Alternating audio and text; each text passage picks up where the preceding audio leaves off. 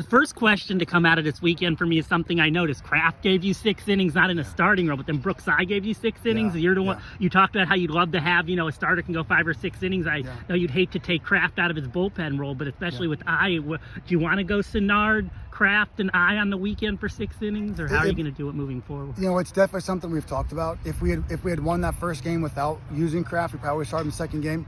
The great thing with Ryan is he gives us so much position flex where we can use him to run a game out and save the rest of the pen when we're in a winning situation. So he's certainly capable of starting, but I do like where he's at right now to be able to give us 4, 5, 6 innings as a piggyback. So we've got to do a better job. Some of those guys that started games, they've got to give us better starts, right? There's no reason they can't do that.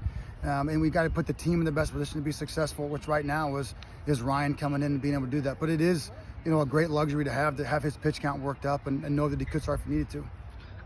How grateful were you for those home runs? It looked like they weren't the greatest hit balls into the jet stream, and you got about 3 of them today that got you, I think, 8 or 9 runs. How grateful were you with the way the wind was blowing to get those out of there, which would not have been out of here on a lot of days? Well, the baseball is a funny game that works its way around because we played probably 10 or 15 games, the wind's blowing straight in, and we've hammered some balls, and they've been caught. And so today it always balances out. You tell the guys, if you hit a ball hard and you get out, you're just building good karma, and it all works out. So just keep putting them on the barrel and give yourself a chance. And today we were fortunate to have some of those balls go out.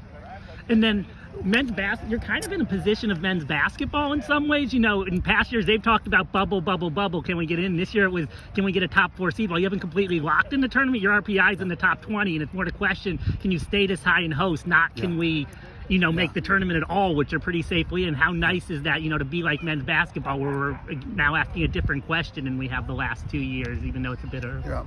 Well, I'm a tough guy to ask that too, because I just want to steal a game at a time. So every game we win, I feel like is a great blessing, and we'll worry about that stuff. We're off this coming weekend from conference play, and we just keep trying to steal wins.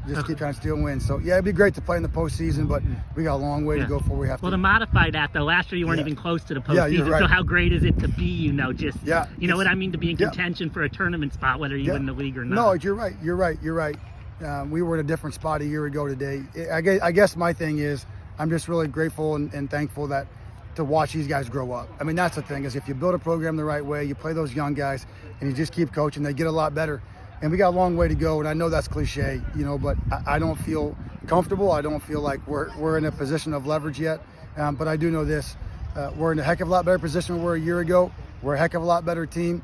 And we're building a really strong culture, and that's something that's super important to me. And then heading into Tuesday, Wednesday with the Ohio series, how nice it's to have Louisville and Cincinnati, which are games you probably want to go more all out for, from a postseason perspective, to be followed with Ohio, who you can never take anybody not seriously, but they're not quite as strong as a Big Ten team. I think anybody could admit. So how nice is it to have 2 of your harder weekday games going on the back of a weekend series? It's a little bit. Yeah. Well, I did schedule that, so.